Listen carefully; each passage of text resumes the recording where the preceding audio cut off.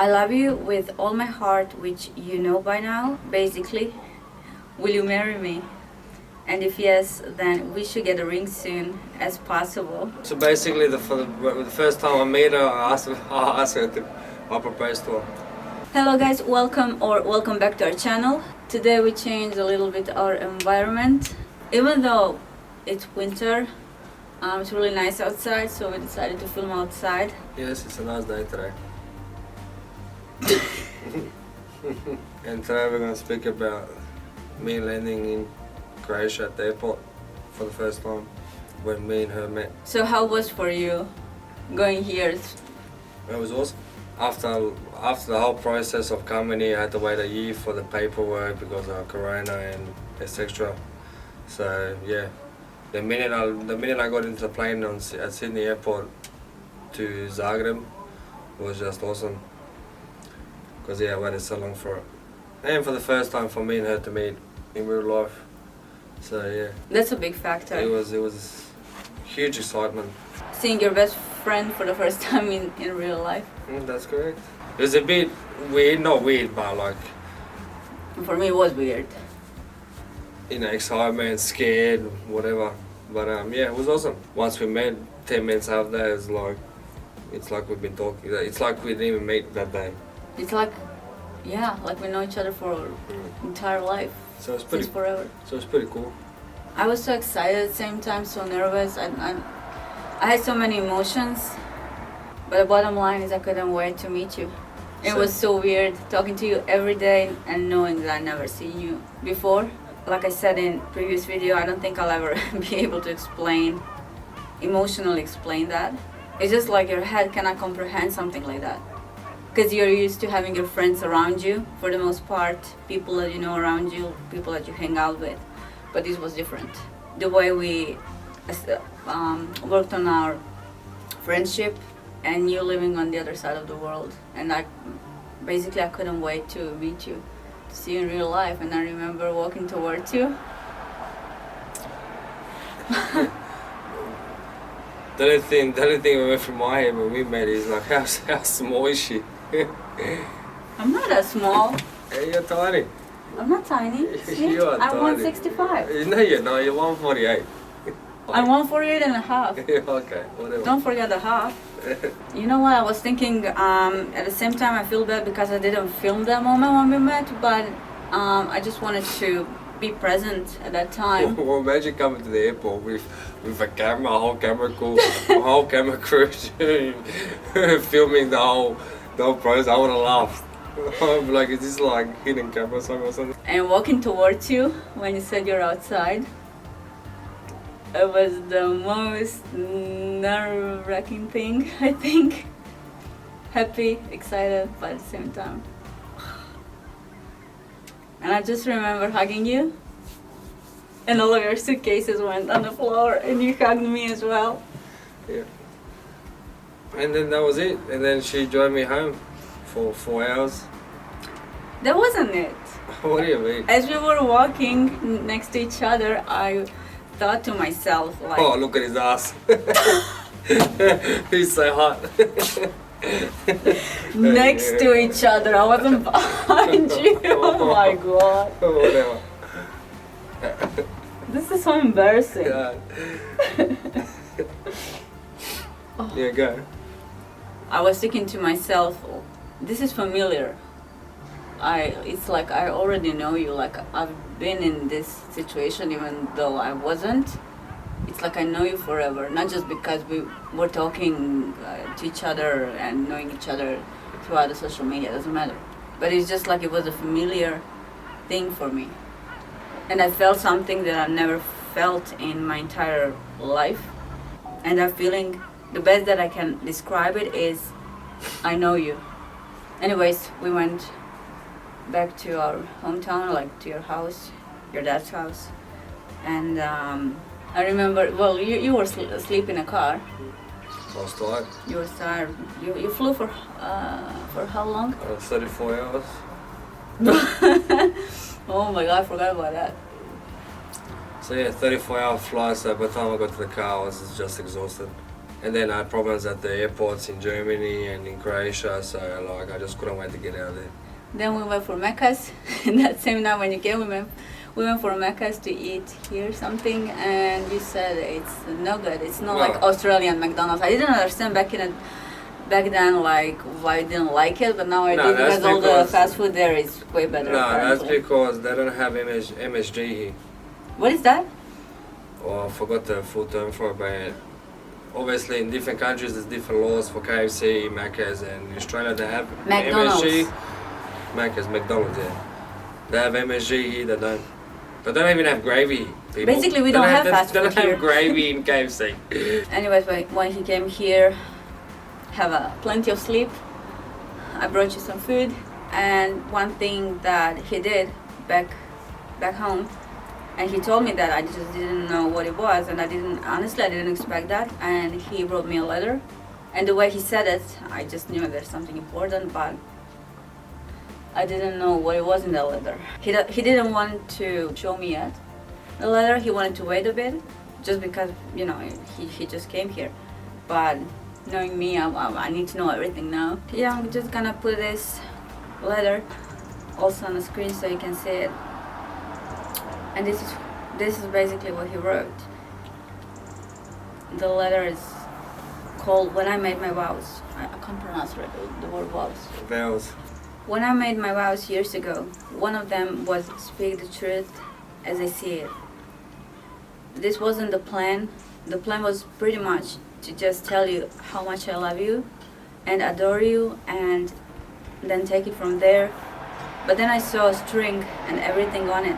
I cried for 3 hours because I realized everything that happened to me happened so me and you can be together.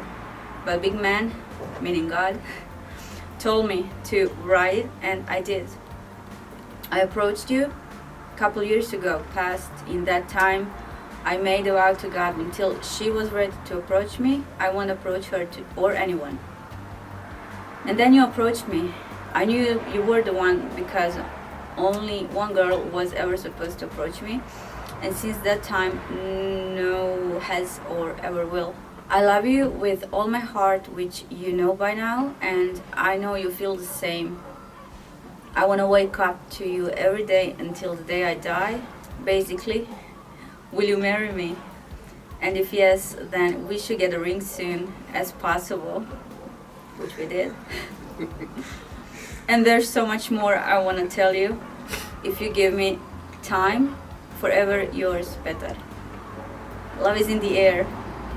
P.S. When I look at you, I see me and you forever.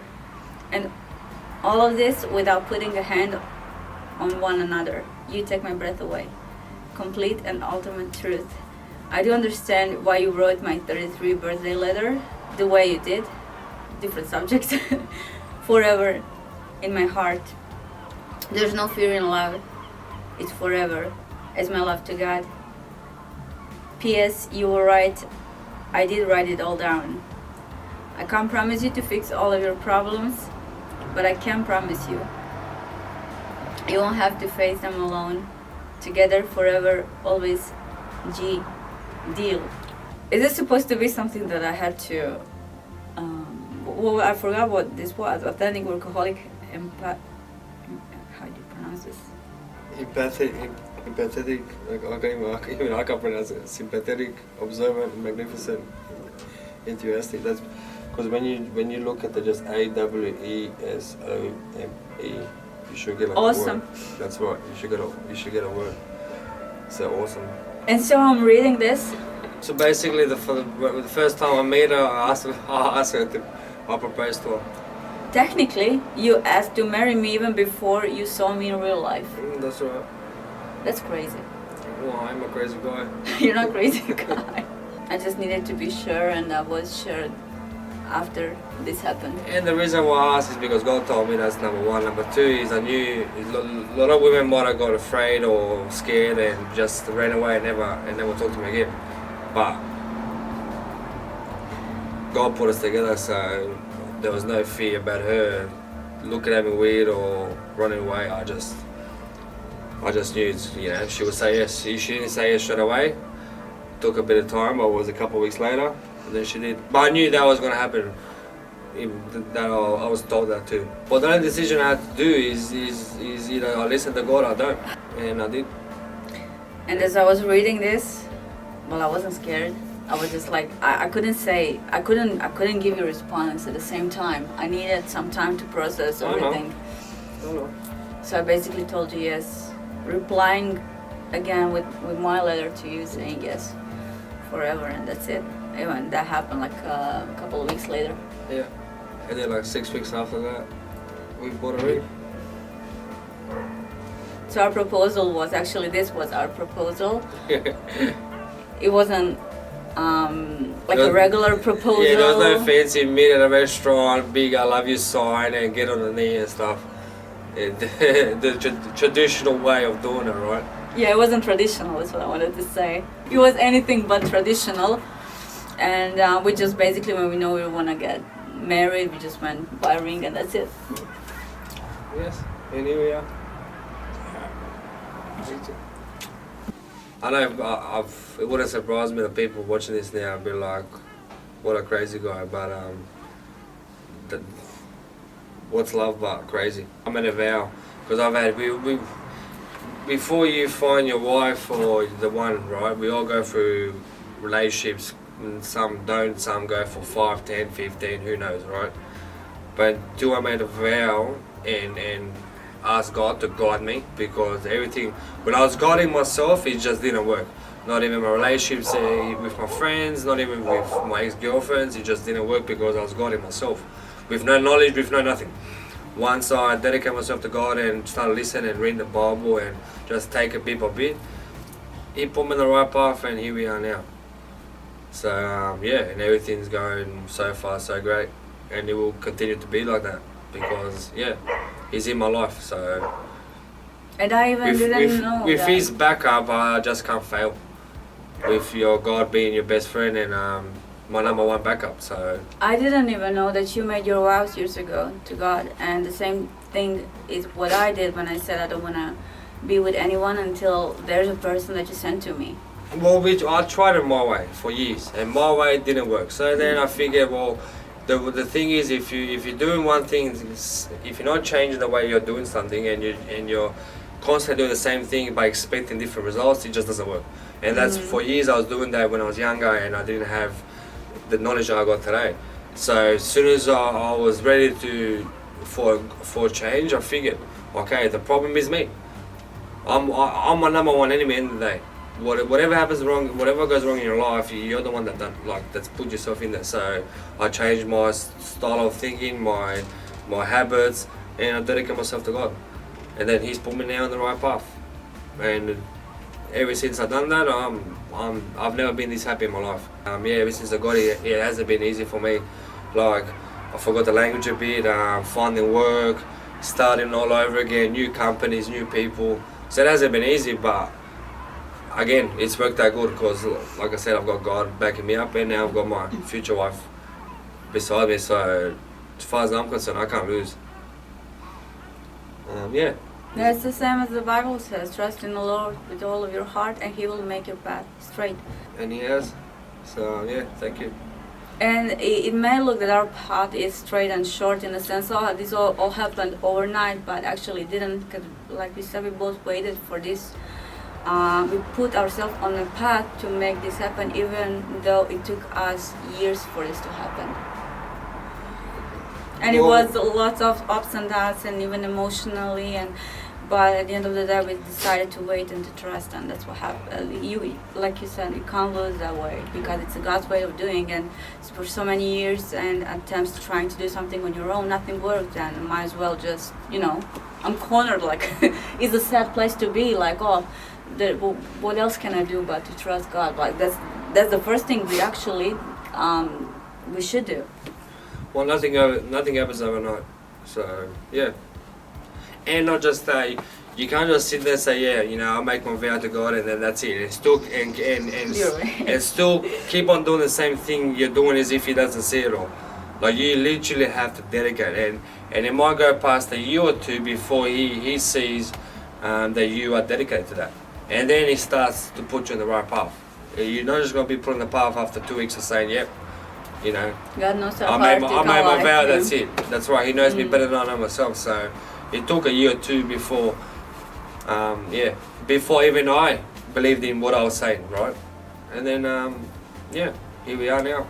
I just wanted to say I'm so grateful to God. Like everything that happened, everything the way it happened, it's way above what I could ever imagine. It's above any, as we would say, fairy tale. It's real life. What else? That's it. That's it. I just don't want to cry in front of the camera. No crying. Well, yeah. Thank you guys for listening, and tune in for the next episode. Right. That's it.